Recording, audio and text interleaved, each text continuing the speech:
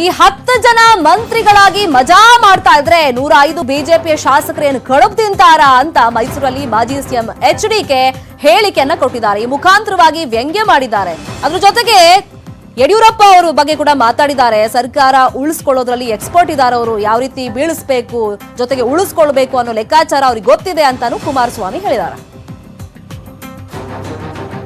ಇವತ್ತು ಆ ಮಂತ್ರಿ ಮಂಡಲ ರಚನೆ ಮಾಡಬೇಕಾದ್ರೆ ಪ್ರತಿನಿತ್ಯದ ಅವರ ಹೇಳಿಕೆಗಳು, ಬೆಳಗ್ಗೆ ಒಂದು ತೀರ್ಮಾನ, ಮಧ್ಯಾಹ್ನ ಒಂದು ತೀರ್ಮಾನಗಳು, ಇದೆಲ್ಲ ಏನು ನಡೀತಾ ಇದೆ.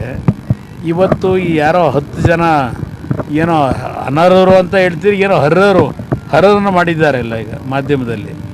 ಈ ಹರ್ಹರು 10 ಜನ ತಗೊಂಡಿದ್ದಾರೆ ಈಗ ಅವ್ರ ಲೆಕ್ಕಾಚಾರದಲ್ಲಿ. ಈಗ ಮೂಲ ಬಿ ಜೆ ಪಿಲಿ ಇದ್ದಾರಲ್ಲ 105 ಜನ, ಈ 10 ಜನ ಮಂತ್ರಿಗಳಾಗಿ ಮಜಾ ಮಾಡ್ತಿದ್ದಾರೆ. ಅವರು ಕಡುಬು ಕಡ್ಕೊಂಡು ಕೂತಿರ್ತಾರ, ಅವರು ಯೋಚನೆ ಮಾಡ್ತಾರೆ. ಅದು ಎಲ್ಲೆಲ್ಲಿಗೆ ಬರುತ್ತೋ ಕಾದು ನೋಡೋಣ. ಸರ್ಕಾರ ಮಾಡಬೇಕಾದ್ರೆ ಯಾವ ರೀತಿ ನಡ್ಕೊಂಡ್ರು ನೋಡಿದ್ರಲ್ಲ, ಅದಕ್ಕೆ ಹೇಳಿದ್ದು.